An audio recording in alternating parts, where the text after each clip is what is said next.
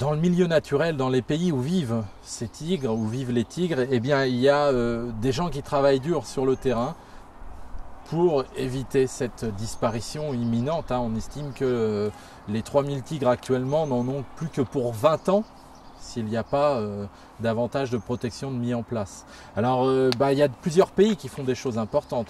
L'Inde, depuis les années 70, a créé d'énormes réserves. Il y a de l'argent qui est mis pour payer des gardes forestiers qui vont protéger ces animaux-là. Alors bien sûr, il y a des problèmes derrière cela, il y a un petit peu de détournement de fonds, mais le gouvernement indien a mis énormément d'argent pour cela.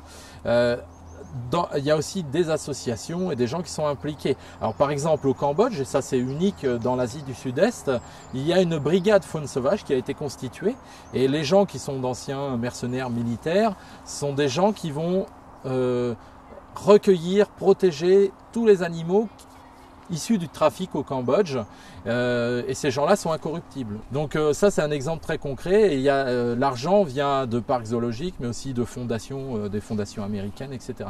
À Sumatra, on a deux parcs zoologiques qui sont très impliqués, le zoo de Londres et le zoo de Dalton-in-Furness, c'est en Angleterre également, où ils ont des programmes d'éducation, de relocalisation de tigres qui sont en conflit avec les villageois.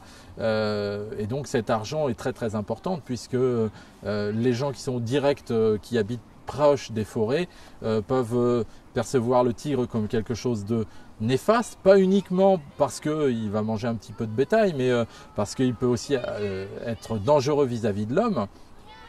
Donc il convient de replacer le tigre dans un écosystème complet. Et beaucoup de gens le comprennent puisque ça fait partie de vieilles traditions. Dans certains pays, certaines peuplades, le tigre est le grand-père ou l'arrière-grand-père, il est réincarné en tigre après sa mort. Donc il y a différentes menaces qui pèsent sur le tigre. Les principales sont la déforestation, le braconnage, et ces deux menaces sont endiguables avec davantage de moyens de protection des gardes forestiers, des pompiers pour éviter les feux de forêt, ça pour protéger l'habitat restant et éviter le braconnage. Et puis la deuxième partie, c'est éviter toute cette coupe sauvage des forêts tropicales et parler de forêts raisonnées, de corridors de conservation, etc.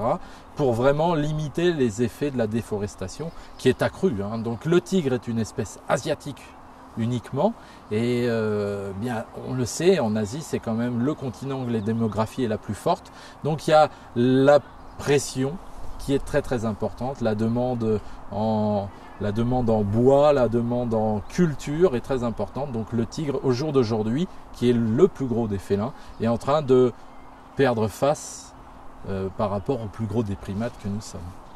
Le tigre est un animal qui est adoré du grand public. Il y a eu un sondage qui a été fait il y a quelques années dans les écoles un peu à travers le monde, et c'est l'animal préféré à l'échelle planétaire. Donc vraiment, c'est un animal charismatique, plus que le lion ou le panda par exemple. Et bien au-delà de ça, cet animal-là est menacé, et une des conséquences néfastes du mysticisme et des légendes associées à cet animal, c'est que on le considère comme un animal tellement puissant qu'il va pouvoir aider l'humain à guérir, aider l'humain à être plus performant dans sa vie de tous les jours. Et c'est ce qui a donné naissance à la médecine traditionnelle chinoise. En Asie du Sud-Est, un certain nombre de peuples, la Chine mais pas simplement, utilisent le tigre comme un médicament ou un fortifiant. C'est-à-dire que l'animal entier est un médicament sur pattes. Toutes les parties du tigre sont bonnes pour traiter une maladie ou fortifier l'humain, et même s'il n'y a pas de fondement scientifique réel derrière, ce sont des croyances qui durent depuis des centaines d'années, et c'est ce qui aujourd'hui va causer leur perte avec la déforestation. Il y a tout un tas de parcs nationaux qui ont été créés en Inde par exemple, ou à travers les autres pays d'Asie du Sud-Est. Les animaux ont de la place, mais ils ne peuvent pas aller en dehors, et en dehors des parcs nationaux, il n'y a plus de forêt, ils ne peuvent plus passer d'un parc national à un autre, et ça pose des gros problèmes, les populations sont isolées. Et puis alors il y a après le déboisement sauvage. Aujourd'hui, des gens comme nous en Europe, en Amérique du Nord, on doit réellement faire attention à ce que l'on consomme, puisque c'est l'effet de la mondialisation.